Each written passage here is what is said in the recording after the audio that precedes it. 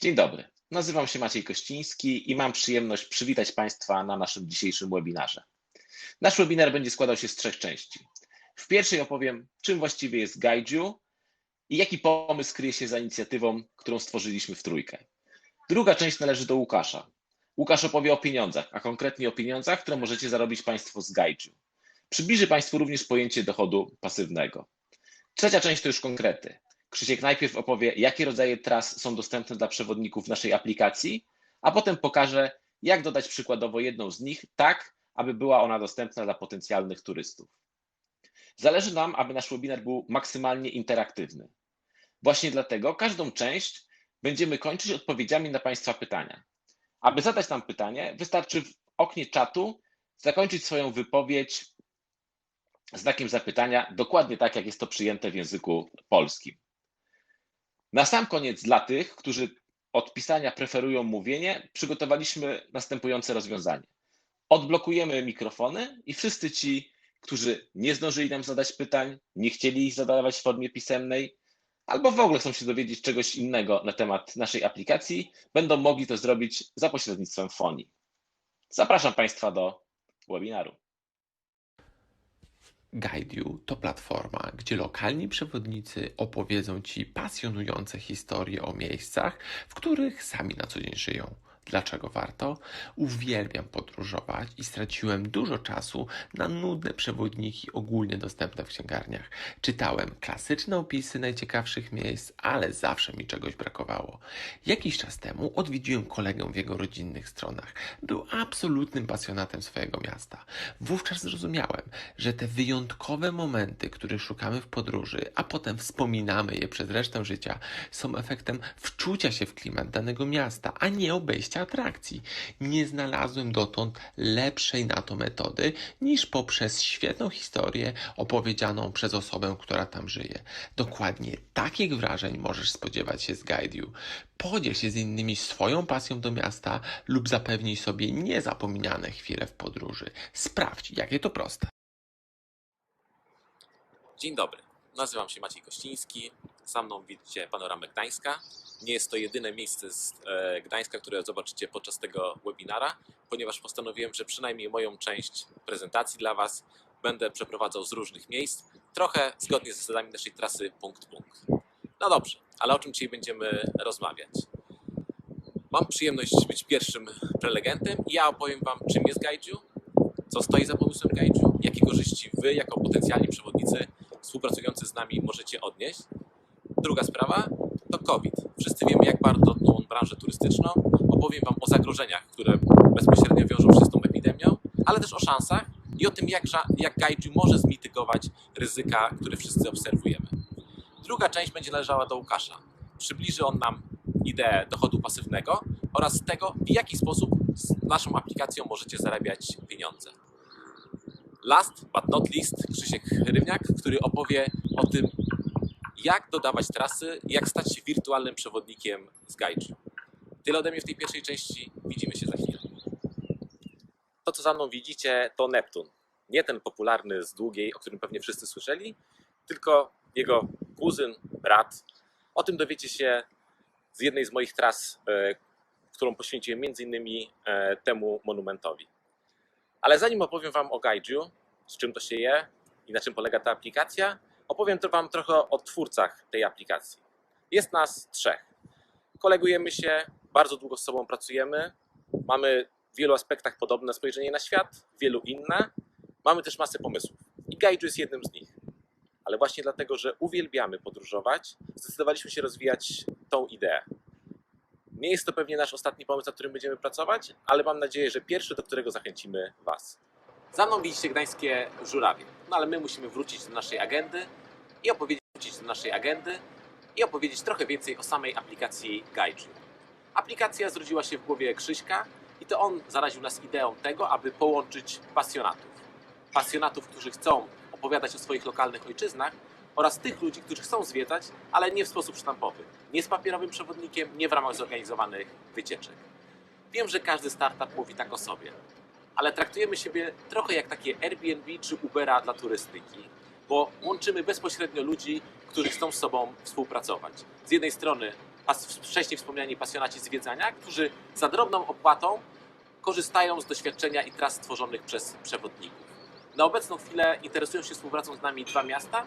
Mam nadzieję, że po tym webinarze dołączycie do nich. Tak jak Nowy Jork ma swój Brooklyn, a Brooklyn ma swoje Dumbo, tak Gdańsk ma swój Wrzeszcz, a Brzeszcz ma swój garnizon. I właśnie z tego miejsca opowiem Wam o tym, jak działa aplikacja Gaiju. W poprzednim wystąpieniu użyłem wielu abstrakcyjnych słów. Platforma, idea itd. Natomiast jak Gaiju działa w praktyce? Jest to proste, tak dla przewodników, jak i turystów. Przewodnikowi wystarczy komputer, aby móc stworzyć swoją trasę. Na każdą z tras składają się zdjęcia dotyczące danego miejsca bądź miejsc, nagranie dźwiękowe, w którym przewodnik opowiada o danym miejscu bądź miejscach oraz transkrypcja, która tym turystom, którzy nie będą w stanie odsłuchać nagrania, umożliwi zapoznanie się z treścią udostępnioną przez przewodnika. Skoro wiemy, jak wygląda to po stronie przewodnika, może teraz zobaczymy, jak wygląda to po stronie turysty. Jest to jeszcze prostsze. Turysta ściąga naszą aplikację na swój telefon, znajduje miejsce, które chce poznać, wybiera jedną z dostępnych tras dotyczącą tego miejsca, na pewno będzie kierował się recenzjami, specyfiką danej trasy, kupuje tą trasę za pośrednictwem App Store'a bądź Google Play i tyle. Prościej się nie da. Witam w ostatniej części mojej opowieści, którą nadaję prosto z mojego fotela. I na początek stawiam pytanie, czy właśnie takie wakacje nas czekają? Czy czekają nas wakacje przed telewizorem, z czymś zimnym w ręce i we własnym fotelu? I jeszcze niedawno mogłoby się wydawać, że tak. Nie mogliśmy się przemieszczać z miasta do miasta, byliśmy praktycznie uziemieni. Teraz wchodzimy w tak zwaną nową normalność. Powoli otwierane są hotele. Ja ten filmik nagrywam w dniu, w którym już można odwiedzać baseny. Ale co ta nowa normalność może oznaczać dla przewodników? Jakie skutki się z tym wiążą?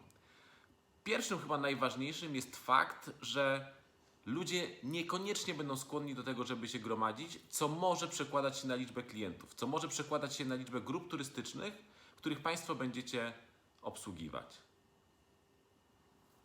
Co w takim razie może zrobić przewodnik, aby pozyskiwać nowe rynki, pozyskiwać nowych klientów i nie tracić przychodów? Na początku pandemii trendem, który dało się obserwować, było wrzucanie tras przez przewodników do YouTube'a. Ale nie oszukujmy się. Z punktu widzenia turysty takie zwiedzanie to lizanie lizaka przez papierek. Niby widzimy fajne miejsca, niby słyszymy fajne historie, natomiast nie odczuwamy ich. Nie uczestniczymy w tych historiach bezpośrednio. Z punktu widzenia przewodnika, przewodnik wykonał pracę, turysta ogląda jego filmiki, ale przewodnik nie monetyzuje swojej pracy. Nie zarabia na tym, co sam zrobił. I tutaj pojawia się Gaiju. Mam nadzieję, że dzięki moim wcześniejszym opowieściom wiecie Państwo mniej więcej, jak już działa nasza aplikacja. I tutaj mamy trochę taki efekt win-win. Z jednej strony ten pojedynczy turysta, czy jakaś pojedyncza rodzina słucha Państwa pracy, słucha Państwa opowieści, ale uczestniczy w tych miejscach, może namacalnie je zobaczyć, może namacalnie z nimi obcować. Z drugiej strony Państwo zarabiacie, bo jeżeli ktoś ściągnął Państwa trasę, to znaczy, że zapłacił za Państwa ciężką pracę. Ale tu pojawia się pytanie, które pewnie część z Was sobie zadaje. A co jeśli ten gościu się myli? Jeśli za chwilę wszystko będzie tak, jak było do niedawna? Będzie olbrzymia ilość turystów, olbrzymia ilość grup turystycznych, które będziemy obsługiwać? Może tak być. Nie będzie to pierwszy i pewnie nie ostatni raz, kiedy się pomyliłem. Ale w takim razie, czy Gaiju nie może być alternatywą? Dodatkowym źródłem przychodu do tego, co Państwo normalnie robicie? Sposobem na dotarcie do tych klientów, którzy normalnie nie korzystali z takich czy z innych powodów z usług turystycznych? Okej, tu pojawia się kolejne pytanie. No tak, ja mam świetnie stworzony know-how i teraz ktoś za pośrednictwem tej aplikacji będzie mógł ściągnąć mój know-how za procent czy ułamek tej ceny, którą normalnie płaci mi się za opowieści. Tak, ale czy nie możemy potraktować Gaiju jako narzędzia marketingowego? Nie musicie Państwo przecież opowiadać wszystkich historii, które normalnie opowiadacie grupom turystycznym. Wybierzcie kilka, takie, które sprawią, że turyści postanowią poza Gaiju skontaktować się z Państwem i już w świecie realnym zwiedzać miejsca, w których będziecie chcieli Państwo opowiadać. Mam nadzieję, że przekonałem Państwa do tego, aby uczestniczyć w dalszej części naszego webinara. Zachęcam do zadawania pytań i już teraz zapraszam na część, w której Łukasz opowie, jak konkretnie możecie zarabiać pieniądze z Gaiju. Dziękuję. Pierwsze. Czy jedno miasto może mieć kilka tras, nawet od jednego przewodnika? I tutaj odpowiedź jest taka, tak. Jak najbardziej jedno miasto może mieć kilka tras. Oczywiście każdy ma swoje spojrzenie na dane miejsce, na dane wydarzenie historyczne. Tak więc jesteśmy bardzo otwarci na to, żeby klienci mieli prawo wybierać spośród różnych tras. Czy muszę być doświadczonym przewodnikiem, aby z Wami współpracować? Nie, tak naprawdę szukamy pasjonatów, ludzi, którzy przede wszystkim wiedzą, o czym chcą opowiadać, mają wiedzę na temat miejsc, które będą pokazywali wirtualnym turystom i takie kwalifikacje najbardziej są dla nas istotne. Aplikacja dla turystów będzie dostępna na początku lipca. Oprócz tego, że znamy mniej więcej datę, kiedy chcemy wystartować, to zależy nam również na tym, aby było w niej dostępnych co najmniej 30 tras, tak aby turyści mieli z czego wybierać. Jak chcemy promować? Czy korzystanie z aplikacji, dodawanie tras będzie płatne? Nie, dodawanie tras będzie absolutnie bezpłatne. Przewodnicy będą mogli dodawać trasy całkowicie za darmo. Nasz model biznesowy, o czym powie pewnie Łukasz, zakłada, że będziemy po prostu dzielić się poszczególnymi udziałami w cenie trasy, którą ustali przewodnik.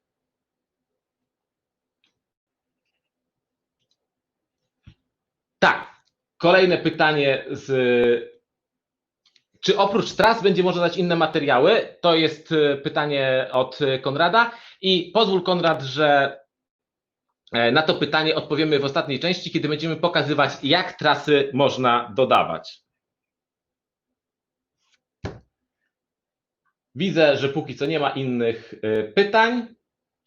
W takim razie zapraszam do części, którą poprowadzi i opowie Łukasz. Cześć, ja nazywam się Łukasz i witam Cię na naszym webinarze. Chciałbym, abyśmy poświęcili kilkanaście kolejnych minut, abyśmy porozmawiali o rzeczy absolutnie przyziemnej, ale mimo wszystko wartej wspomnienia, czyli o pieniądzach. Kluczem do zrozumienia i, mam nadzieję, zaangażowania się w nasz projekt jest przyswojenie sobie dwóch pojęć. Pierwsze, dochód pasywny, ale nie w rozumieniu piramidy finansowej, ale sposobu na przestanie wymiany pracy własnych rąk właśnie na pieniądze. Drugim jest skalowalność, czyli sposób na docieranie do jak najszerszej rzeszy klientów właśnie z naszym produktem. Aby lepiej Ci zobrazować, jak może wyglądać właśnie to zagadnienie w kontekście naszego projektu, przygotowaliśmy dla Ciebie animację. Zapraszam. Czas to pieniądz. Serio? Tak to działa? A może to Twój czas, aby zarobić pieniądze? Jeżeli jesteś przewodnikiem z pasji lub zawodu, jesteś pasjonatem historii, kochasz swoje miasto i chcesz, aby inni zobaczyli je Twoimi oczami, uwielbiasz podróżować i szukasz sposobu, jak ograniczyć ich koszty, a może nawet na tym zarobić, lubisz tworzyć i opowiadać historię, to otwórz szeroko oczy i zapnij pasy, bo w kolejne kilka minut zamierzam zmienić Twoje życie. Chciałbym, abyśmy od początku byli ze sobą szczerzy. Nie znam sposobu, dzięki któremu bez nakładu pracy, zaangażowania, czasem talentu, a czasem uporu, można pozwolić sobie na zamianę etatu, na robienie tego, co się lubi, w miejscach, które się kocha. Wiem natomiast, żeby to osiągnąć, musisz przestać wymieniać swój czas na pieniądze. Pokażę Ci to na przykładzie. Załóżmy, że jesteś nauczycielem Twoja praca polega na wymianie czasu spędzonego na nauczaniu na pieniądze. Najczęściej zamyka się to w ramach etatu. Jeżeli chcesz zarabiać więcej pieniędzy, to musisz wymieniać trochę swoich dodatkowych godzin, które normalnie spędzasz na hobby, wraz z doświadczeniem i umiejętnościami stawki za godzinę wzrosną. Natomiast umówmy się, to nie jest droga do bogactwa, a przerwa w pracy to brak pieniędzy. Jak zatem ludzie stają się niezależni finansowo? Trzeba stworzyć system, w którym efekt naszej pracy jest wielokrotnie wzmacniany. Można to zrobić w sposób klasyczny, zatrudniając ludzi. Na przykład, zamiast pracować w biurze, księgowa wykorzystuje swoją wiedzę oraz uprawnienia. Zakłada biuro rachunkowe i zatrudnia ludzi. Staje się przedsiębiorcą i buduje własną firmę. To na pewno plus. Ale jak to w życiu, są również minusy. Musi podjąć ryzyko i zrezygnować z etatu oraz zaangażować własne oszczędności.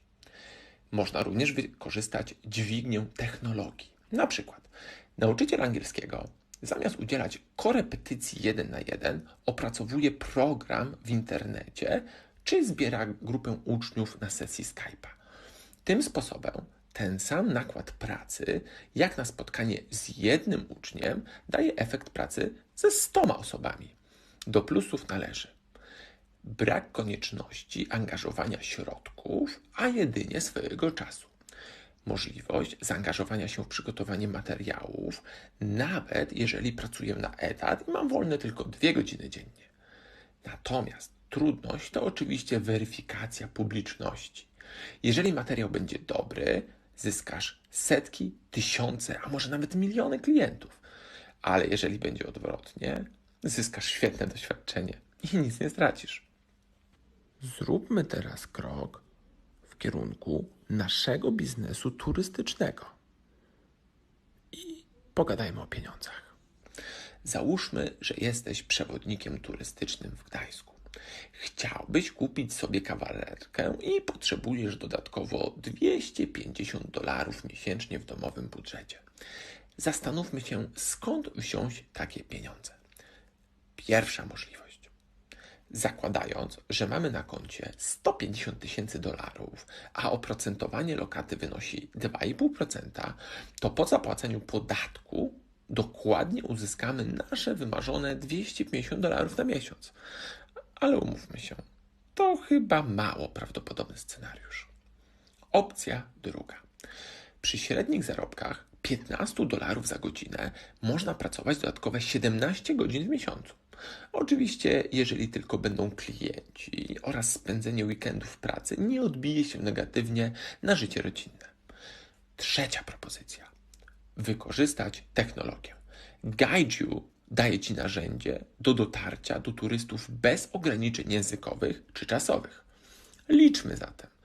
W 2017 roku Gdańsk odwiedziło 2,1 miliona turystów w wieku od 16 do 44 lat, a zatem posługujących się smartfonami codziennie. Gdyby 1 na 500 zdecydował się skorzystać z Twoich usług, to wystarczy, aby takie zwiedzanie kosztowało $1. Myślę, że to przystępna cena za dobrze spędzony czas. A Ty? Czy to jest trudne, aby 300 osób miesięcznie chciało zwiedzać z Tobą wirtualnie Gdańsk, płacąc za to $1? Tak. Czy to jest możliwe? Zdecydowanie tak. Dam Ci pewien przykład. Średnio hotel w Gdańsku dysponuje 70 pokojami. Ma obłożenie w trakcie roku na poziomie 60%, a średni pobyt trwa 4 dni. Oznacza to, że do kupna kawalerki w Gdańsku potrzebujesz zachęcić gości z jednego hotelu do wydania $1 na zwiedzanie. A gdybym Ci powiedział, że Gaiju to system poleceń, który pozwoli zarabiać osobie w recepcji tego hotelu za kupno trasy, a jak dołożysz do tego inne hotele, pensjonaty, obsługę zaprzyjaźnionych restauracji, a wreszcie swoich znajomych i rodzinę, Czy zaczyna brzmieć to bardziej realnie? Uwzględnij na koniec, że liczba turystów w Gdańsku wzrosła rok do roku o 28%. Średnio turysta odwiedza 4 miejsca do zwiedzania plus trasy kulinarne. Z przyjemnością odwiedza Gdynię i Sopot, a czasem również Elbląg i Toruń. I jak teraz to wygląda Twoim zdaniem? Skoro jesteś przewodnikiem, to na pewno bardziej niż potencjał do zarabiania $250 na miesiąc obawiasz się, że za chwilę sam będziesz musiał oprowadzać ludzi za $1, aby być konkurencyjny. Świat idzie do przodu i powinniśmy zmieniać się razem z nim. Natomiast wydaje się, że nie będzie tak źle. W ekonomii w ostatnich latach obserwujemy coś, co zostało nazwane efektem Ubera. Okazuje się, że po wejściu taniego przewoźnika, jakim jest Uber, coraz więcej osób wybiera tą formę transportu. Ale co ważne, rośnie cały rynek przewozów samochodami i rośnie również rynek dla taksówkarzy.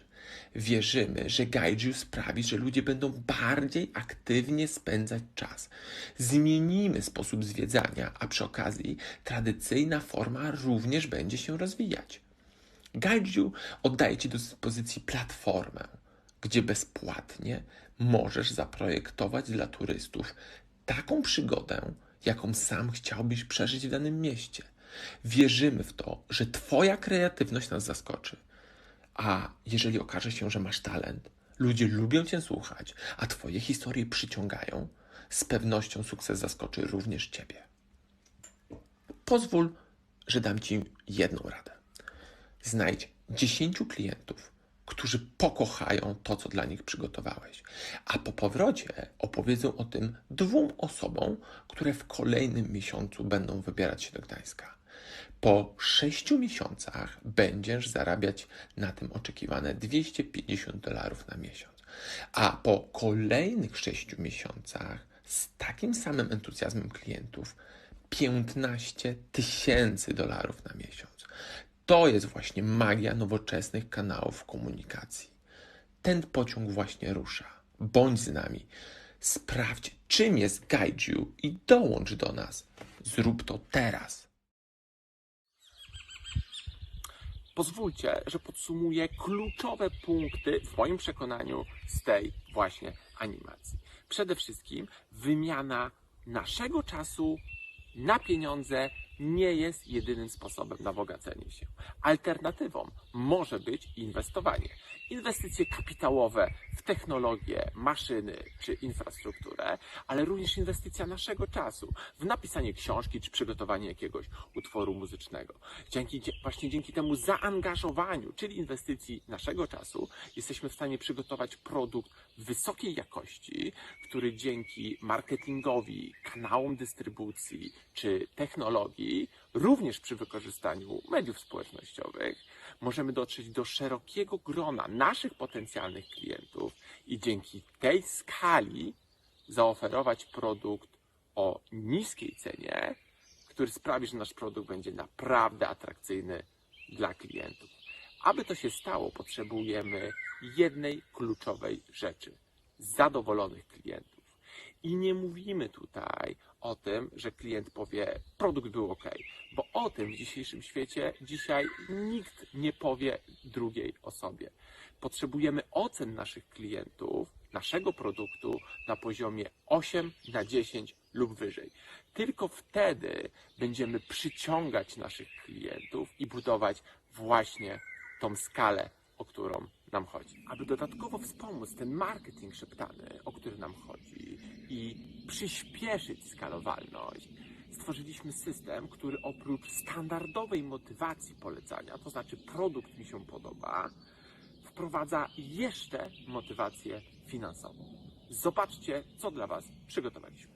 Hej, czy zdarzyło Ci się kiedyś polecić znajomym jakiś produkt lub usługę? Ja robię to cały czas. Jak tylko trafiam na coś fajnego i myślę, że przyda się moim znajomym, to od razu podrzucam im taką rekomendację. Pomyślałem, że byłoby super stworzyć system, dzięki któremu więcej osób mogłoby się dowiedzieć o trasach naszych wyjątkowych przewodników w Gaiju. Stworzyliśmy następujące rozwiązanie.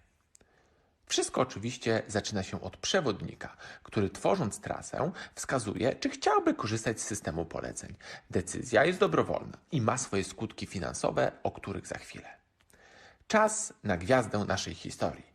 Osoba polecająca. To często będzie zadowolony użytkownik, który postanowi zarekomendować konkretną trasę znajomym, ale nie tylko. To może być osoba, która z racji swojej pracy ma kontakt z wieloma turystami. To może być pracownik recepcji hotelu, taksówkarz, kelnerka, barman czy ciocia Krysia pracująca w biurze informacji turystycznej. Przygotowaliśmy motywację finansową w ramach podziękowania. Każda osoba po zarejestrowaniu w naszej platformie dostanie swój unikatowy numer i dostęp do konta, na którym będzie można śledzić wartość tego podziękowania. Oczywiście cały system nie miałby większego sensu, gdyby nie turysta, który po tym jak dowie się o istnieniu atrakcji przygotowanej przez przewodnika, nie będzie w stanie odmówić sobie kupienia jej, wpisując przy okazji kod tegoż polecającego. A wówczas dzieje się magia. Turysta za skorzystanie z kodu polecającego dostanie specjalny rabat do ceny od Guideyou.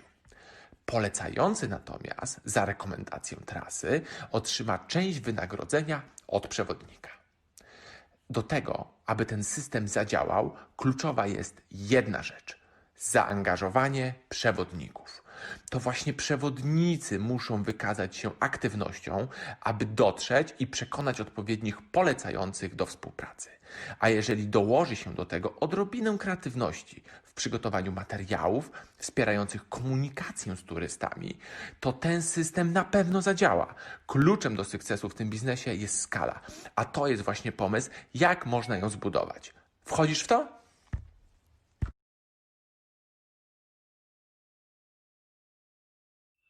Tyle teorii. Czas na konkrety. To znaczy, ile wy możecie na tym zarobić. Przyjmijmy na początek wariant, w którym nie korzystacie z naszego systemu poleceń. Wyceniacie waszą trasę, powiedzmy na 20 zł. A więc taka cena jest widoczna dla turysty w naszej aplikacji. Musimy oczywiście od tego odjąć podatek VAT oraz koszt platformy, czyli Google lub Apple, w wysokości 30%. Dochodzimy zatem do pozycji dochód. On stanowi podstawę podziału. Aż 70% tej kwoty otrzymujecie wy jako twórcy trasy, a 30% otrzymuje Guideyou.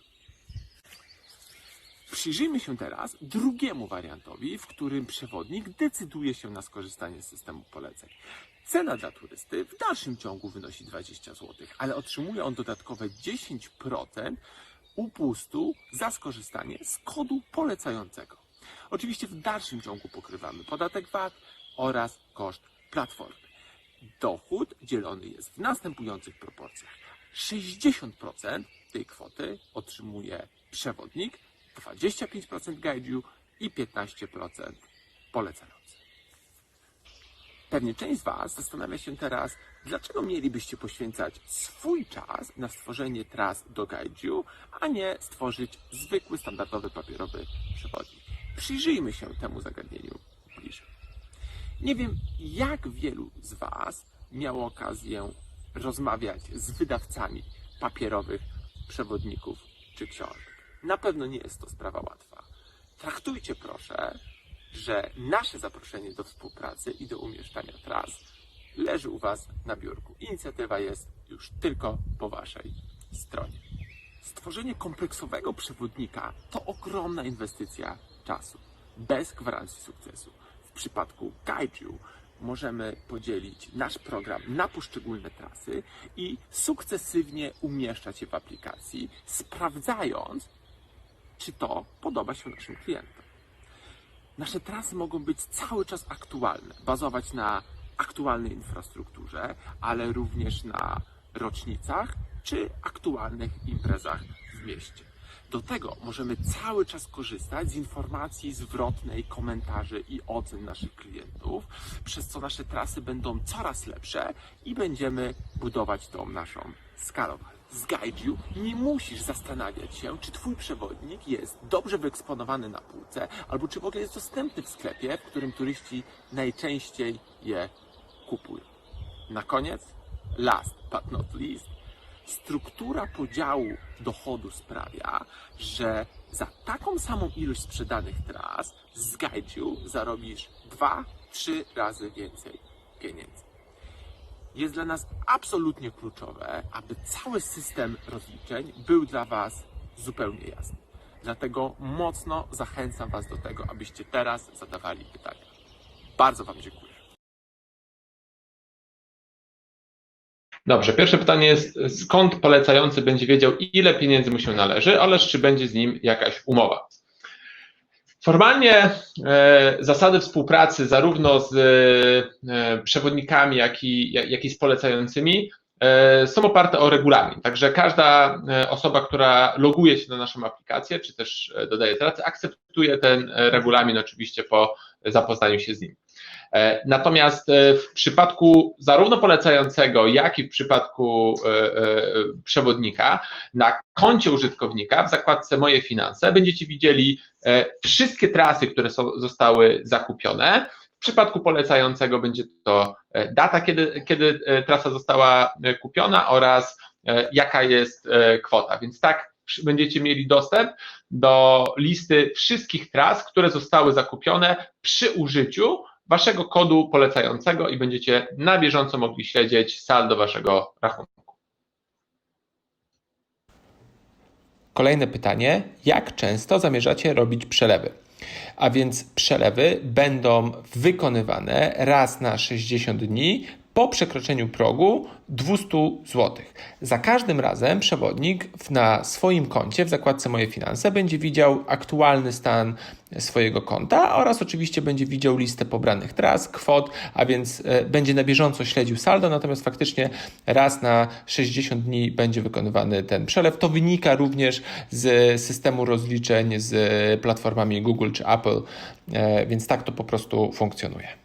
Chcielibyśmy ogłosić taką promocję, że dla wszystkich przewodników, którzy do końca czerwca zdecydują się na dodanie trasy, ta struktura podziału 70-30 ulegnie zmianie i całe 100% dochodu do końca roku będzie wpływało na rzecz przewodnika. Także zachęcam do tego, aby pomóc nam jak najszybciej wystartować z aplikacją i jak najszybciej zebrać tą wymaganą czy oczekiwaną przez nas bazę tras, aby móc już swobodnie dać wybór turystom. Zapraszam zatem na trzecią sekcję.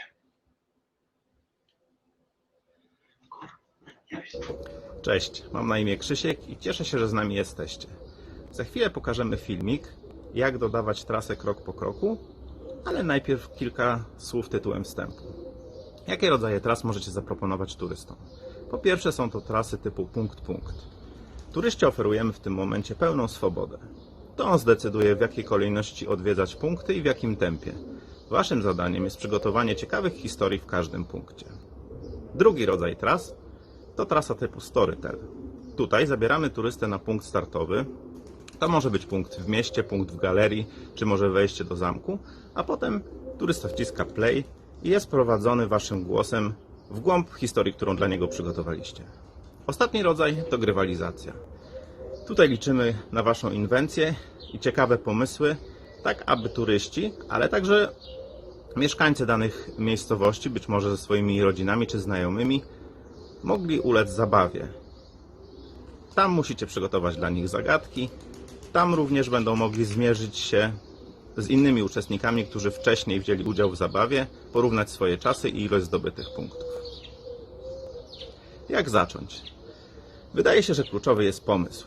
Dobry pomysł to taki, który będzie dojrzewał i który będzie chodził za wami cały dzień. Kolejna bardzo istotna kwestia to pasja.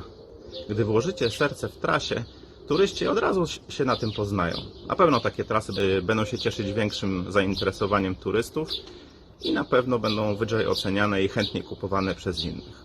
Jak za chwilę zobaczycie, potrzebne będą wam bardzo proste narzędzia. Jakie to narzędzia? Będzie potrzebny edytor tekstu, w nim bowiem zapiszecie swoje historie. Kolejnym elementem, który na pewno każdy z was posiada, jest smartfon. On umożliwi wam nagranie wcześniej ułożonych historii za pomocą dyktafonu. Telefon pozwoli Wam także zrobić doskonałe zdjęcia, które zilustrują Waszą historię lub przedstawią punkt, o którym toczy się opowieść. Ostatni element to dostęp do internetu. Przez komputer, przez tablet, może nawet przez telefon komórkowy. Zarejestrowany przewodnik będzie mógł dodać swoją trasę do bazy danych Gaiju. Zapraszam Was teraz na film, a po nim bardzo chętnie odpowiem na wszystkie Wasze wątpliwości. Cześć, mam na imię Krzysiek i w tym filmie będę chciał pokazać Wam, jak w łatwy sposób dodać trasę typu punkt poprzez stronę Gaiju. Nim jednak do tego przejdziemy, 2 słowa tytułem wstępu. Dla każdego punktu tego typu trasy potrzebna Wam będzie spisana historia, nagranie audio tej historii oraz minimum jedno zdjęcie. Jeśli dla każdego ze swoich punktów macie te pliki, możemy przystąpić do dodawania trasy. Opcja ta jest dostępna dla tych, którzy są zarejestrowani jako przewodnik w Gaiju, więc logujemy się i po zalogowaniu klikamy w przycisk Dodaj trasę. Wybieramy w tym wypadku rodzaj trasy typu punkt. I jesteśmy w kroku pierwszym, czyli podajemy podstawowe informacje o trasie. Na przykład nazwiemy naszą trasę 2 punkty w Gdańsku. Opis trasy. Tutaj warto dodać 2 słowa, które pozwolą przewodnikowi dokonać właściwego wyboru, czyli scharakteryzują trasę w sposób wyczerpujący. Ja tu pozwolę sobie napisać tylko jedno zdanie, ale na pewno wiecie, o co chodzi. W kolejnym kroku warto się przedstawić, aby wiedział turysta, z kim ma do czynienia. Napiszę, że mam na imię Krzysiek, mieszkam w Gdańsku od urodzenia i nie jestem zawodowym przewodnikiem. W kolejnym kroku dodajemy kraj, trasę oraz miasto, Polska i Gdańsk w moim wypadku. W następnym kroku Gaiju umożliwia dodanie linka do platformy YouTube, na której znajduje się film promujący Waszą trasę. Jeśli takowy film stworzycie, możecie uzgodnić z Gaiju dodanie tego filmu i w tym momencie będziecie mogli podać link, który turysta będzie mógł uruchomić, zanim dokona zakupu trasy. Ja w tej chwili pominę ten krok. W kolejnym oknie wskazujemy źródła. Ja w swojej trasie korzystałem ze zdjęć dostępnych na platformie fotopolska.eu. Mam ich zgodę na wykorzystanie tych zdjęć, więc w tym momencie powinienem o tym wspomnieć. Dodajemy zdjęcie tytułowe naszej trasy. W moim wypadku będzie to zdjęcie Bazyliki Mariackiej w Gdańsku. Zdjęcie się musi załadować, więc chwilkę to potrwa. O, jest dodane. Trasa będzie w języku polskim, a tu oznaczę kategorie, jakie ta trasa spełnia. No więc będą to zabytki, będzie to trasa rodzinna i będzie dotyczyć sławnych ludzi. 2 punkty, więc będzie to krótka trasa. Raczej zakładam, że większość tras będzie raczej kilku, a nawet kilkunastopunktowa, no ale to jest przykład. Zatem określę czas na minimalny, czyli do pół godziny. Długość trasy w kilometrach, czyli ile kilometrów jest dla turysty do przejścia pomiędzy poszczególnymi punktami w sumie. Myślę, że u mnie to będzie tam nieco może ponad 1 km. Zachowujemy te informacje i przechodzimy do kolejnego kroku. W kroku drugim będziemy dodawać poszczególne punkty, w tym wypadku tylko 2, aby pokazać Wam, na czym to polega. Pierwszy punkt na mojej trasie to będzie Jan Heweliusz. Historię Heweliusza opowiem w okolicy jego pomnika znajdującego się w Gdańsku i w tym momencie należy wskazać miejsce, koordynaty GPS tego pomnika. Tak więc przechodzimy sobie do map Google, tak mi się wydaje najprościej to zrobić. Wpisuję pomnik Jana Heweliusza. Znajduje się on tutaj. Przybliżam sobie maksymalnie to miejsce, aby uniknąć jakiegoś kliknięcia nie tam, gdzie trzeba. Kiedy prawym klawiszem wybiorę to miejsce, klikam w pole co tu jest i na dole pojawiają mi się koordynaty GPS tego miejsca. Zaznaczam to, Ctrl+C, wracam do strony Gaiju, Ctrl+V i koordynaty GPS dodane. W kolejnym kroku dodam plik z nagraniem audio tej trasy, który znajduje się na moim dysku. To może być plik MP3, tak jak w moim wypadku, albo M4A, czyli plik, w jakim zapisuje się nagranie z waszego dyktafonu w smartfonie. W kolejnym kroku ta sama historia, którą opowiadamy w pliku MP3 w formie pisanej. Znajdujemy na dysku odpowiedni plik. Zaznaczamy cały tekst Ctrl+A, Ctrl+C kopiujemy, wracamy i Ctrl+V wklejamy i historia dodana. W kolejnym kroku dodamy zdjęcia. Ja przygotowałem 3 zdjęcia dotyczące Jana Heweliusza. Akurat właśnie przy tym pomniku je zrobiłem. Zdjęcia się dodają i teraz będziemy mieli możliwość ustalenia czasu startu tych zdjęć, licząc od momentu, kiedy turysta kliknie play i zacznie słuchać historii. Chciałem, żeby od samego początku historii pojawiło się to zdjęcie. Powiedzmy po 3 minutach pojawiło się to zdjęcie, a po kolejnych 3, czyli w tym wypadku po 6, licząc od początku to zdjęcie. W tym wypadku, jak widzicie, rozmieszczam te zdjęcia przypadkowo, ale w praktyce można czasami sprawić, żeby zdjęcie pojawiło się dokładnie w tym momencie, w którym historia wymaga, aby coś zilustrować, więc myślę, że jest to bardzo fajna opcja. Dodaję ten punkt, czekam aż załaduje się on do bazy Gaiju i zaraz po tym pojawi się on w menu bocznym z lewej strony. I możemy przystąpić do dodawania kolejnego punktu. Będzie to w moim wypadku Bazylika Mariacka. Podobnym sposobem jak poprzednio znajdujemy jej koordynaty. Tutaj powiedzmy wpiszę jakieś przypadkowe, bo wiadomo, że to nie o to chodzi.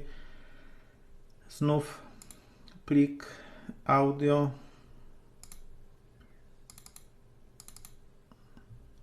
Znów transkrypcja.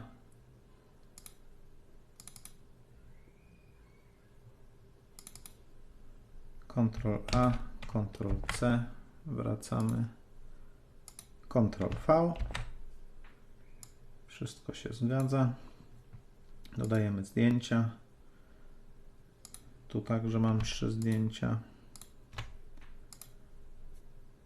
chwilę czekam, aż one się załadują. Tym razem chciałbym, aby to zdjęcie pojawiło się jako ostatnie, to jako pierwsze, więc tu zostawiam 0. Historia jest nieco dłuższa, więc powiedzmy, że to zdjęcie pojawi się po 4 minutach, a to po 8 od uruchomienia opowieści. I dodaję ten punkt. Za chwilę on doda się do bazy danych i zobaczymy go znowu po lewej stronie w menu bocznym. Menu boczne pozwala też wrócić do jakiegoś punktu, gdybyśmy sobie nagle przypomnieli, że popełniliśmy tam jakiś błąd, albo na przykład chcemy zmienić zdjęcie, wracamy do punktu Heweliusz, możemy wnieść jakieś poprawki i wtedy klikamy przycisk modyfikuj. Możemy oczywiście ten punkt usunąć. Jeśli wszystkie punkty, które tutaj dodaliśmy, wyczerpują naszą historię, naszą trasę przygotowaną dla turysty, klikamy przycisk wykonaj i przechodzimy do kroku 3. Wycena trasy. No jest to na pewno bardzo ważny temat, który musicie sobie wcześniej przemyśleć i przeanalizować. Ja w tej chwili nie będę poświęcał temu zbyt wiele czasu. Wycenię moją trasę dosyć nisko na 15 zł, bo sobie myślę, że jeżeli ona będzie cieszyła się uznaniem wśród turystów, będzie miała dobre oceny i będzie chętnie kupowana, zawsze będę mógł podwyższyć jej cenę, bo dlaczego nie? Ale jakbym był profesjonalnym przewodnikiem, dodałbym trasę składającą się z kilkunastu punktów i wiedziałbym, że ich jakość jest świetna, na pewno bym zdecydował się na wyższą cenę. Tutaj musimy się zdecydować, czy chcemy korzystać z systemu poleceń Gaiju, czy nie. Więcej na ten temat znajdziecie w filmach na YouTube albo w Centrum Pomocy. Powiedzmy, że ja zaznaczam, że chciałbym skorzystać z systemu poleceń, więc zatwierdzam wycenę i przechodzę do podsumowania. Tutaj mogę sprawdzić, czy wszystko wydarzyło się tak, jak chciałem. Mam 2 punkty w języku polskim. Sprawdzam kategorię, zgadza się. Czas, kilometry, wszystko się zgadza. Wycena się zgadza. W takim wypadku oświadczam, że jestem autorem trasy i mam prawa do wszystkich materiałów, a w przypadku materiałów należących do stron trzecich posiadam stosowne pozwolenia, tak jak na przykład w przypadku zdjęć z serwisu Fotopolska.eu. Wysyłam więc trasę do weryfikacji Gaiju i w liście moich tras trasa ma status oczekująca. Jak tylko zostanie zatwierdzona przez Gaiju, zmieni się status na zatwierdzona, a turyści zobaczą ją w aplikacji i będą mogli ją kupować. Mam nadzieję, że to wszystko, co pokazałem, będzie dla Was pomocne i ułatwi Wam dodawanie tras do aplikacji Gaiju. To wszystko w tym filmie. Trzymajcie się, cześć. Pierwsze pytania. Możecie podać przykłady, jak działa grywalizacja i jak mogę ją wykorzystać? Tak, grywalizacja wydaje nam się takim chyba najbardziej pojemnym rodzajem trasy. Wydaje się, że tą trasę można wykorzystać na bardzo wiele sposobów. Można sobie wyobrazić taką grywalizację, w której odbędzie się nauka przez zabawę, czyli będzie to trasa skonstruowana z myślą o dzieciach czy całych rodzinach, gdzie po prostu w dosyć lekkiej formie będzie można gdzieś tam przegonić, że tak powiem, dzieci po jakimś kawałku miasta czy lasu i sprawić, że one, odpowiadając na pytania, dowiedzą się czegoś o przyrodzie czy o danym miejscu. Z drugiej strony można pewnie tą trasę wykorzystać też do jakichś na przykład ćwiczeń fizycznych czy do jakichś zadań. Można sobie wyobrazić taką grę, w której będzie na przykład odkrywanie jakiejś mapy skarbu i na koniec znajdzie się coś, a pewnie można też przygotować jakieś trasy, nie wiem, na wieczór panieński albo na wieczór kawalerski i dostarczyć rozrywki jakiejś grupie przyjaciół. W najbliższym czasie, jak będziecie obserwować nasz kanał na YouTubie, postaramy się też załadować tam film o tym, jak dodawać trasę typu grywalizacja, bo ona faktycznie dosyć mocno różni się od trasy typu punkt-punkt i tam będziecie mogli też zobaczyć, jak tą trasę skonstruowaliśmy i będą tam też przykłady, jak można ją wykorzystać. Jaki jest adres strony www do wrzucania tras? Chyba nie będę jeszcze tego zdradzał, natomiast nasza strona, taki jest plan, pojawi się dla Was 15 czerwca, taki mamy target. Ona jest w tej chwili na takiej dosyć roboczej, powiedzmy, jeszcze stronie, tam trwają ostatnie poprawki, ostatnio wykryliśmy jeszcze kilka takich rzeczy, które postanowiliśmy poprawić. Zachęcamy Was do tego, żeby przygotowywać sobie trasy już teraz, przygotowywać sobie zdjęcia, przygotowywać sobie pliki, a my ze swojej strony dołożymy wszelkich starań, żeby 15 czerwca ta strona znalazła się już na docelowej domenie, żebyście mogli się rejestrować i dodawać trasy. Czy pomagacie przy tworzeniu tras? Tak, jeśli tworzenie ma oznaczać samo dodawanie trasy, to tak, jak najchętniej, zwłaszcza w tym pierwszym okresie będziemy pomagać. Wyświetlimy na koniec nasze dane kontaktowe i jeżeli jakikolwiek przewodnik będzie miał kłopot przy dodaniu trasy, to będziemy do Waszej dyspozycji, żeby pomóc. Czy mogę dodać trasę w innym języku niż polski? Tak, to jest bardzo fajne pytanie. Długo nad tym się zastanawialiśmy, jak to zrobić i doszliśmy do takiego wniosku, że trasa w innym języku powinna być osobną trasą. Czyli, co chcę przez to powiedzieć, że To też fajnie się wpisuje w ten nasz pomysł o tej skalowalności i o tym dochodzie pasywnym. Czyli wyobrażamy sobie na przykład taką sytuację. Ktoś stworzy trasę w języku polskim i ta trasa będzie się cieszyła, powiedzmy, dużą popularnością wśród turystów, będzie zbierała wysokie oceny. Wówczas taki przewodnik powinien szybko dojść do wniosku, że może zwiększyć sobie rynek i na przykład dowie się, że do danej miejscowości przyjeżdża, powiedzmy, najwięcej Niemców czy Anglików i wówczas może sam lub zlecić komuś przetłumaczenie tej trasy na jakieś inne języki i doda wówczas tą trasę w innym języku, gdzie może już na przykład zmienić też cenę tej, na przykład gdyby stworzył trasę w języku norweskim, może na przykład trasę wycenić drożej, bo przecież dla Norwegów wszystko jest tanie.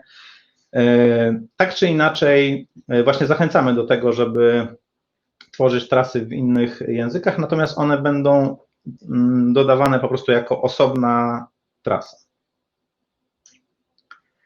Czy muszę jako przewodnik zarejestrować się z imienia i nazwiska, czy mogę na przykład użyć pseudonimu? Tak, to też mamy, że się tak wyrażę, przemyślane, ponieważ spotkaliśmy się z pytaniami od wielu z Was. Niektórzy z Was uważają, że mają już pewnego rodzaju markę wyrobioną na rynku oraz że mają pewne unikalne pomysły na pokazywanie miejsc, które nie chcecie, żeby, powiedzmy, zostały przechwycone przez Waszą konkurencję. I wówczas wydaje się, że stworzenie trasy pod pseudonimem jest świetnym pomysłem, gdzie na przykład jakby po pierwsze sami ze sobą nie konkurujecie, po drugie możecie, powiedzmy, w takiej aplikacji no nie zdradzać całego tego warsztatu i zachować go na te, że tak powiem, fizyczne spotkania z Waszymi turystami, a w Guide'u zrobić na przykład jakąś prostszą wersję Waszej trasy pod pseudonimem, albo też możecie na przykład ujawnić się dopiero w momencie, kiedy Wasza trasa będzie dobrze oceniana i chętnie pobierana w aplikacji, więc jest to jak najbardziej dobry pomysł.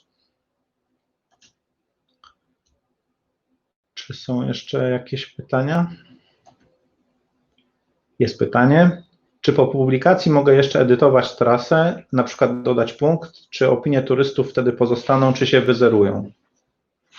Tak, no to są jakby dwa pytania w jednym. Na pierwszą część odpowiedź brzmi, że trasę można jak najbardziej edytować i co więcej, jeśli turysta kupił daną trasę, to jeśli dodacie kolejny punkt do tej trasy, no to po prostu, że tak powiem, w bonusie turysta dostanie ten dodatkowy punkt, nie będzie musiał za niego płacić, a z kolei już nowi turyści jakby będą, powiedzmy, płacić i możecie na przykład też po dodaniu punktu zmienić cenę, czyli na przykład jeżeli Wasza trasa pierwotnie miała 5 punktów i kosztowała, powiedzmy, w naszej aplikacji, nie wiem, 25 zł, to możecie dodać kilka kolejnych punktów i tą trasę już dla następnych kupujących wycenić na przykład na 30 czy 40 zł, więc taką możliwość przewidujemy.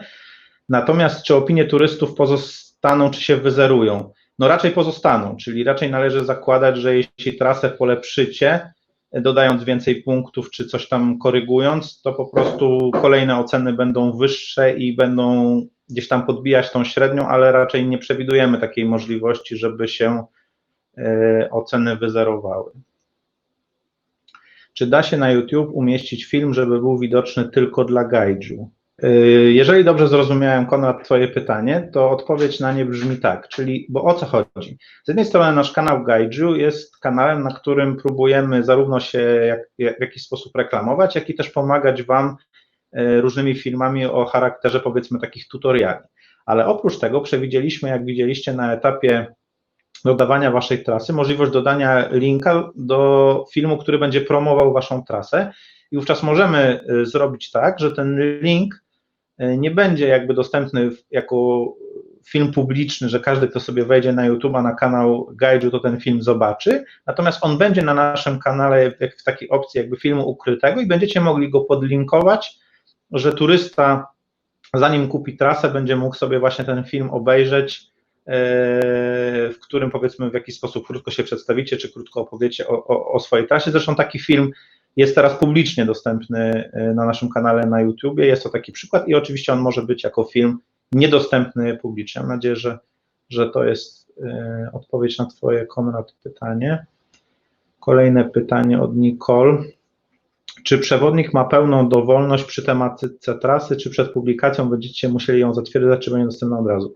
Tak, trochę zacznę od tyłu. Będziemy musieli zatwierdzać trasę, natomiast nie w tym zatwierdzaniu nie będziemy Was za bardzo ograniczać, bo wierzymy dosyć w rynek i w jego siłę w rozumieniu takim, że rynek jakby zweryfikuje, które trasy są dobre, które nie. My raczej na etapie weryfikacji przed zatwierdzeniem trasy będziemy sprawdzać na przykład takie rzeczy, czy nie ma jakichś wulgaryzmów albo jakichś zdjęć, powiedzmy, obscenicznych, że tak nazwę to. Będziemy też w jakiś prosty sposób sprawdzać to, czy nie ma naruszeń jakichś praw autorskich, czy ktoś po prostu nie skopiował jakiegoś fragmentu.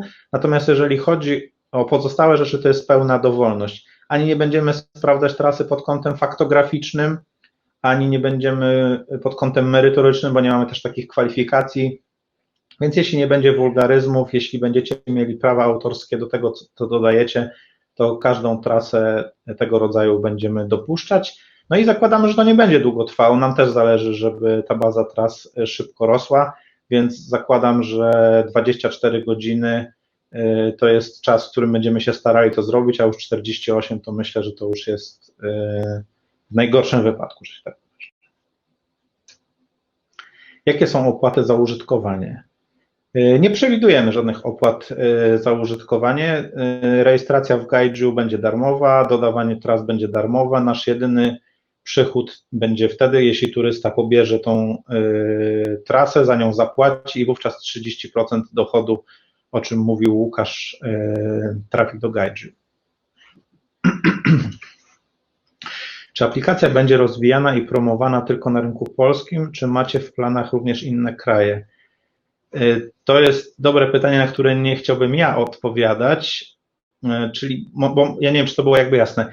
W tej chwili jesteśmy jakby w końcówce trzeciej sekcji, gdzie rozmawialiśmy o tym, jak dodawać trasę i na temat dodawania tras bardzo chętnie się wypowiem. Natomiast jeśli się skończą pytania na temat dodawania tras i z nim powiązane, to chcielibyśmy wrócić do sekcji wszelkich pytań, ale wówczas pewnie będziemy na zmianę odpowiadać w zależności od tego, kto z nas tam w czym się specjalizuje, na czym się zna, więc pozwolę sobie, Karolina, zostawić to pytanie dla kolegów. Czy są jeszcze jakieś pytania dotyczące samego dodawania tras, czy to rodzajów tras, to na te chętnie odpowiem. Czy trasę można zasejwować i na przykład wrócić do niej następnego dnia? Tak, jak najbardziej jest taka możliwość. Można, te wszystkie czynności, które widzieliście w filmiku, one automatycznie się, że tak powiem, zapisują w naszej bazie danych Gaiju i przewodnik może w każdej chwili przerwać dodawanie tras, czy może mu się nawet, nie wiem, pojawić taka awaryjna sytuacja, że nie wiem, nastąpi zanik dostawy energii do Twojego domu, się po prostu wyłączy urządzenie, z którego dodawałeś. Wszystkie kroki, które do tej pory dodałeś, będą zachowane. Przewodnik wchodzi w moje trasy i wraca jakby do edycji, może dokończyć tą trasę po godzinie czy na drugi dzień. Czy jeszcze jakieś pytania od Was na temat dodawania trasy? Tak.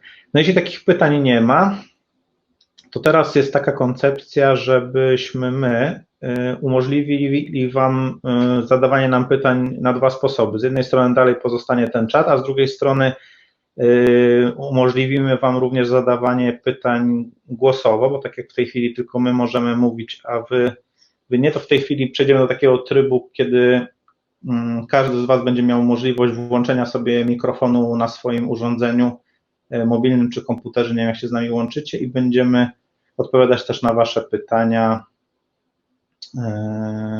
które będziecie mogli zadawać głosowo. No i oczywiście to też jest moment, w którym możemy odpowiedzieć na to pytanie, na które ja nie czułem się kompetentny odpowiedzieć. Pamiętacie, co to było za pytanie? czy aplikacja będzie rozwijana i promowana tylko na rynku polskim, tak, Maciek? Tak, to odpowiedź brzmi nie, aplikacja nie będzie promowana i rozwijana tylko i wyłącznie na rynku polskim. Naszą ambicją jest to, żeby ona była dostępna na całym świecie, żeby przewodnicy z całego świata mogli z niej skorzystać. Natomiast w jaki sposób będzie promowana, w jaki sposób będzie rozwijana, o tym będziemy mogli powiedzieć po pierwszych doświadczeniach, które nabędziemy na rynku polskim i zakładam, że te doświadczenia posłużą nam do tego, żebyśmy mogli wyjść z naszymi rozwiązaniami na inne kraje. Ja mam pytanie odnośnie, kto jest jakby dostawcą tych usług? Czy chodzi mi, czy wy funkcjonujecie coś na takiej zasadzie jak pośrednik, tak jak Booking na przykład? Bo o co chodzi? Chodzi mi jakby później o rozliczenia. Wystawiacie fakturę, tak? I jest możliwość wystawienia faktury, tak? Przez was. I właśnie, czy wy jesteście pośrednikiem, a ja jestem usługodawcą? Czy to wy jesteście usługodawcą? Czy dobrze, nie wiem, czy zrozumiałeś moje pytanie? W sumie chyba nie zrozumieliśmy tego pytania, bo jakby naszą intencją jest płacić przewodnikom, czyli to przewodnik musiałby wystawić nam fakturę. My z chęcią wystawimy jakieś faktury, zwłaszcza osobom, które byłyby skłonne płacić, ale to działa, zakładamy, że działa odwrotnie, czyli tak, klient płaci nam trochę tak jak Bookingowi, o którym powiedziałaś. Właśnie, trochę tak. jak Bookingowi, tudzież Airbnb, bo myślę, że to jest lepszy jak gdyby przykład. No tak. My jak gdyby ściągamy pieniądze z klienta Tak. i raz na miesiąc rozliczamy się z przewodnikiem, jak gdyby jego udział, ten, który pokazywał Łukasz w swojej prezentacji, przelewamy na jego konto na podstawie faktury bądź innego dokumentu księgowego, w zależności jaka to jest umowa między nami. No właśnie, ale Airbnb i Booking pobierają prowizję i tutaj załóżmy, że ta część wasza, tak, jest te 30%, załóżmy, że to jest ta prowizja, tak, i ja z Bookingu dostaję na to fakturę, na tą część, nie? Albo z Airbnb. Teraz zrozumieliśmy pytanie. Aha. I powiem szczerze, że nie znamy odpowiedzi w tym momencie na nie, natomiast jeżeli byłabyś tak miła i napisała swojego maila, to my byśmy Ci jutro wysłali, po konsultacji z naszą księgową, która jest zdecydowanie mądrzejsza od nas w tym zakresie, podeślemy odpowiedź. No Ale dobrze. może tak być, że to będzie ten przypadek, że to my wystawimy fakturę. Dobra, dziękuję. Dzień dobry, słychać mnie? Tak, słuchamy. Ja mam takie pytanie odnośnie magicznej daty 15 czerwca. Czy to będzie jakoś, nie wiem, ogłoszone na Facebooku, że ta strona już ruszyła, czy nie wiem, będziecie rozsyłać maile, które podesłaliśmy przy okazji zapisania na webinar? No bo tutaj przyznam szczerze, między 15 a końcem czerwca tej promocji, o której mówicie, jest bardzo mały czas i fajnie by to było wiedzieć na bieżąco. Tak, to ja pozwolę sobie znowu odpowiedzieć na to pytanie. To jest tak, że i na Facebooku umieścimy taką informację, bo lubimy się chwalić, w tym chwalić na Facebooku i oczywiście wyślemy na te wszystkie maile, które są dostępne tutaj, były udostępniane podczas webinara. Dzięki. Dobra, jeszcze jedno pytanie mi się nasunęło. Kontakt z Wami znalazłam mailowy. Czy jest w razie jakichś takich sytuacji podbramkowych również kontakt telefoniczny, czy planujecie po prostu bardzo szybko odpisywać na maile? Jak to wygląda? Tak, planujemy, to jest tak, kontakt telefoniczny jest jak najbardziej dostępny. Nie wiem jak gdyby skąd miałaś maila, ale jak gdyby te maile, które my wysyłamy, to zawsze kończymy numerem telefonów któregoś z nas, czyli ta osoba, która wysłała tego maila, to z reguły oprócz swojego imienia i nazwiska na dole udostępnia swój numer telefonu i też nie ma problemu, że jeżeli wyślesz na naszego maila prośbę o numer telefonu, to ktoś z nas numer Ci udostępni i jesteśmy, no dość szybko reagujemy, tak? Ten projekt jest czasochłonny i czasami zdarza się tak, że spędzamy czas na jakichś tam dyskusjach, ale zawsze oddzwaniamy. Ja miałam z Facebooka, tak w informacjach w razie W. A jeszcze w temacie jakby poszerzania się na rynek zachodni, ja rozumiem, że przelewy będą zawsze realizowane w złotówkach, tak? Jakby tutaj walut nie wiem, na razie nie przewidujecie, czy przewidujecie, jak to wygląda? Tak, dla polskich przewodników, którzy mają konto złotówkowe, przelewy będą w złotówkach, natomiast dla amerykańskich przewodników pewnie będziemy w dolarach wysyłać te przelewy.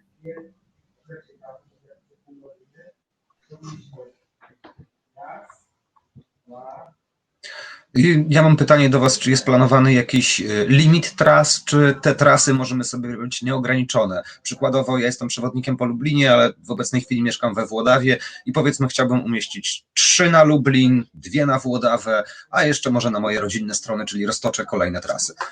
Absolutnie nie ma żadnego limitu, jeżeli chodzi o wrzucanie tras. To przewodnik jak gdyby decyduje, czy ma wenę, czy aby z tych tras tworzyć więcej, czy też po prostu woli na początku skoncentrować się na jednej trasie i zobaczyć, jak to działa. Jasne. Mamy pytanie tutaj na czacie o rezydencję podatkową naszej firmy, więc my jesteśmy z Polski, jesteśmy z Gdańska, więc nasza rezydencja podatkowa to Polska. W międzyczasie Gaiju aplikacja @gmail.com to jest nasz adres. Na kanale YouTube jest więcej filmów, które też mogą Wam pomóc odpowiedzieć na niektóre pytania. Będą kolejne filmy wkrótce. Jak strona internetowa się pojawi, to będziemy mieli właśnie takie kilka sekcji, Centrum Pomocy, FAQ i tak dalej, więc będziemy się starali jak najwięcej wiedzy gdzieś tam umieszczać i się dzielić. Natomiast Wasze pytania są na pewno dla nas inspirujące i też pomagają nam być może odpowiedzieć sobie na pytania, które sami żeśmy nie wpadli. Tak, jeżeli w ogóle macie jakieś sugestie dotyczące czy to wsparcia tego marketingowego, bo takie pytania też się pojawiały, czy do jakiegoś elementu, który uważacie, że pomógłby nam w tych pierwszych krokach, to na pewno wasze sugestie takie praktyczne też będą cenne, więc śmiało kontaktujcie się z nami, piszcie, być może uda nam się sprostać tym waszym oczekiwaniom. Jedno pytanie odnośnie terminów, żebym sobie w głowie usystematyzowała. Strona www połowa czerwca, a aplikację mniej więcej puszczacie kiedy? Tak, no tutaj aplikacji nie uzależniamy jakby tak terminowo, tylko wyznaczyliśmy sobie taki poziom 25 tras, że jeżeli 25 tras będziemy mieli w bazie danych, to udostępnimy trasę w App Store i Google Play, no bo nie chcielibyśmy, żeby turysta pobrał aplikację i zaraz tam oczywiście takiego ryzyka nie ma, 3 razy już w tej chwili, myślę, że możemy spokojnie mówić o kilkunastu trasach, ale w każdym razie 25 tras jak będziemy mieli, to będzie i zakładamy, że to będzie pierwsza połowa lipca i raczej to nie jest optymistyczne, tylko dosyć realne założenie. Motywująco, dzięki. Słuchajcie, bo wypadło mi to w ogóle z głowy, a czy będzie na przykład na aplikacji dla turysty dostępny, powiedzmy, profil przewodnika, że może sobie, tworzymy swój profil i może sobie wybrać, o ten przewodnik mi odpowiada, chcę trasy od niego? Znaczy na pewno przewodnik w jakiś sposób będzie tam widoczny, czy się będziesz przedstawiał pod imieniem i nazwiskiem, czy pod pseudonimem, to jakby jest Twój wybór. No i potem w aplikacji będzie filtrowanie i na pewno jest taka sytuacja, że jeżeli komuś się podoba przewodnik, na przykład, nie wiem, Śmiały Stefan, to będzie mógł sobie potem szukać tras Śmiałego Stefana, filtrując po aplikacji. Nie wiem, czy to... Jeszcze ja może uzupełnię, że dodając trasę, będziesz mógł siebie jako przewodnika scharakteryzować właśnie tym swoim pseudonimem, czy imieniem, nazwiskiem, jak zdecydujesz. Będzie miejsce na opis, w którym ty jakby będziesz mógł się przedstawić i będzie miejsce, żeby podlinkować, umieścić link do YouTube'a przedstawiający albo ciebie, albo twoje trasy, a może jedno i drugie. Więc jakby jest miejsce na to, żebyś ty się przedstawił i zachęcił. No i oczywiście później w już samej aplikacji będzie filtr, który po przewodniku, który będzie umożliwiał wyszukanie twoich tras. Jasne, dzięki. Znaczy, jeszcze może jedno taka myśl, bo no, jakby część z was jest przewodnikami, w tym pracuje, na pewno macie mnóstwo znajomych, którzy też się tym zajmują. Wydaje nam się, że jakby sukces zarówno nas, jak i każdego z Was będzie tym mocniejszy, im więcej będzie tras, im więcej użytkowników będzie z tego korzystało. Takich jakby przykładów biznesowych pewnie można mnożyć, więc zawsze zachęcamy do tego, żeby nie traktować jakby innych przewodników jako konkurencję, tylko jako kogoś, kto wspólnie rozwija ten projekt i dzięki temu coraz więcej turystów będzie z tego korzystało. Czyniąc długą historię krótką, koniecznie wspomnijcie o nas swoim kolegom i podrzućcie im linka czy to do Facebooka, czy do nas. Będzie nam bardzo miło i na pewno to też pozytywnie wpłynie na wasz biznes. Serdecznie Wam dziękujemy za udział w naszym webinarze. Zachęcamy do kontaktu przez nasze social media czy przez adres mailowy, no a przede wszystkim zachęcamy Was do dodawania tras w Guide.